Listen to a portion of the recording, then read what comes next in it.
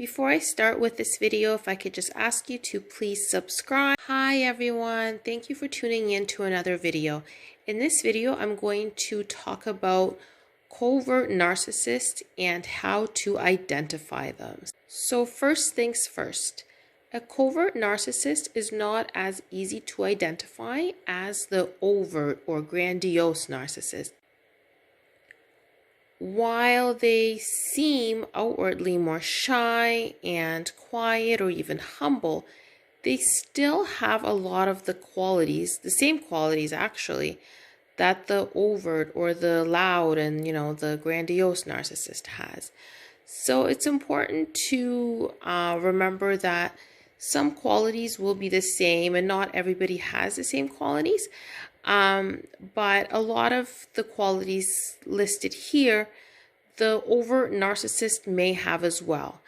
I'm just going to go through some of the things with you, and then you could think about whether the person that you have in your life is a covert narcissist, or maybe you think some of these apply to you. So stay tuned and we'll go through all of these. So the first one here is a lack of empathy, and this is something that all narcissists share. This is essentially just their inability to understand what another person is feeling and even relate to that feeling. They just probably cannot comprehend why an individual would feel that way. They cannot put themselves in another person's shoes. Number 2 on my list is passive aggression. So a passive aggressive individual will likely not be able to or choose not to openly express, their feelings. They will just indirectly do things to show you instead. It's not going to be overt and direct. It's just going to be indirect, showing you that they are upset with you. They're not open to real discussion. Next one is doing things because they crave recognition. So this could be something even like, baking extra things for somebody or donating money to a good cause. They want to be recognized for what they are doing. They aren't gonna want to do something without recognition unless it benefits them in a different way. These people are after recognition and attention, right? So any service that they're offering to you, there's a reason for it. They are also highly critical of others, sometimes to their face if that's their main victim. And sometimes they just like to gossip a lot. They like to talk about other people and imply that they are in a way better than them. They also really like to keep you guessing. They like to appear to be mysterious. They think that they are more interesting if they do that, and it kind of keeps other people in line.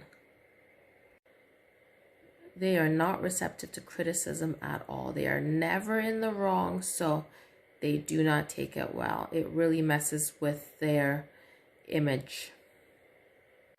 So similar to the recognition one earlier, they like to help others so they get recognized.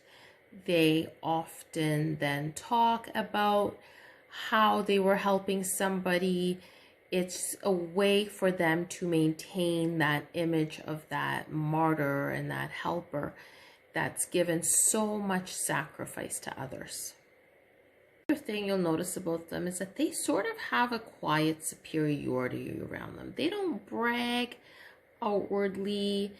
They're kind of smug, but the way they act around you, you kind of know that they think that they are better than you. So when they do end up bragging about something, it's not, with a lot of excitement or, oh, I made so much money, or, oh, I did this. It's in a nonchalant way. They'll just kind of slide it in the middle of a conversation like it's no big deal. That's just, they were blessed, or it just worked out that way. But they want to make sure that people know, whether it's, to their face, or they'll be posting things on social media. They want people to notice their success, but they're not loud about it. A lot of these types of people also make plans, but don't really follow through on those. When they do make plans, it's almost done in a non-committal way. There's a lot of, oh yeah, we'll have to get together sometime. Oh yes, one day let's do this.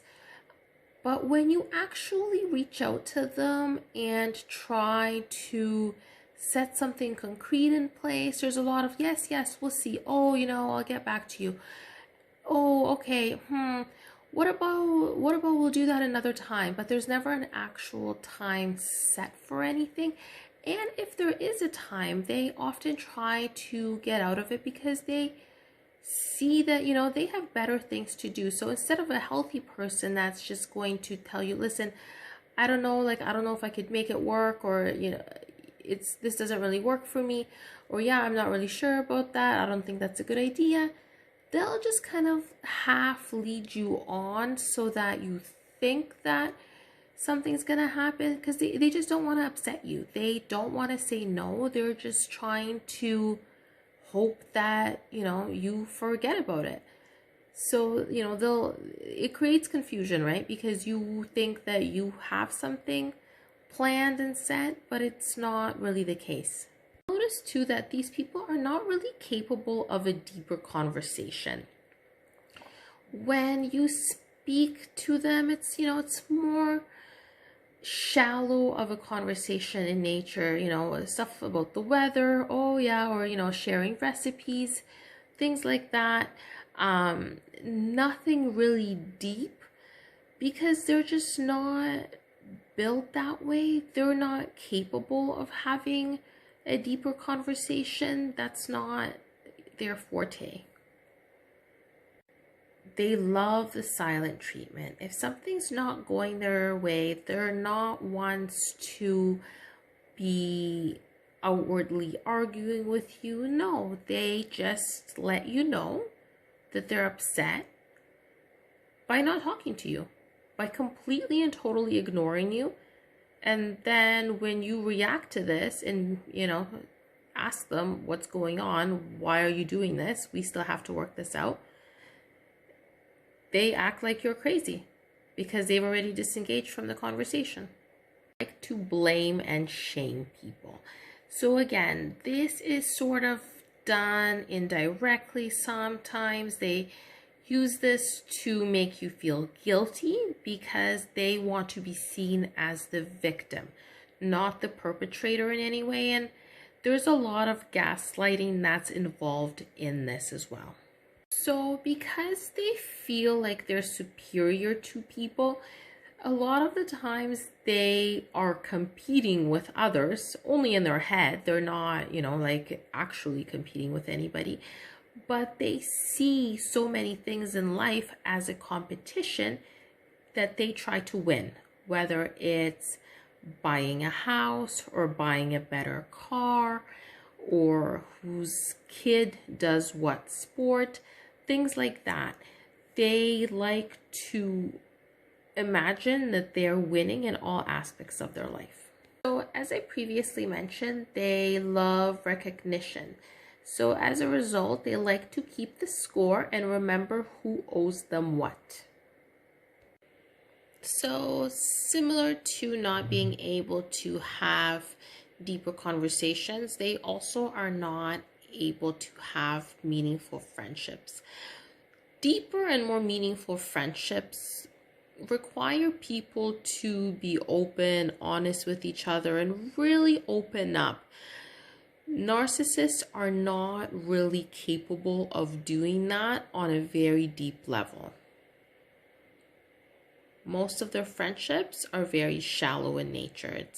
They're more likely to have acquaintances versus very close friends. They're also not able to respect, or they're not interested in respecting the boundaries set by others. So could be a narcissistic mother just not able to respect the boundaries set by her adult child because she thinks that her view is superior. She may also think that her way of doing things is superior. So there would be no need for her in her mind to respect boundaries set by somebody who is not even on their level. They also be convinced that people are jealous of them or hold them in very high regard. They may have very unrealistic fantasies. So all people have some hopes and dreams and fantasies that, they wish might come true. But with narcissists, these types of things are next level. They really believe that they are destined for greatness. So similar to the one about not being able to have deeper conversations, they are not able to discuss feelings or open up. Like if they're feeling really hurt or really sad or vulnerable, there is no way that they're going to be talking about that with you. They like to appear stoic, like nothing could set them off, that, they have it together. You might not have it together, but they definitely do.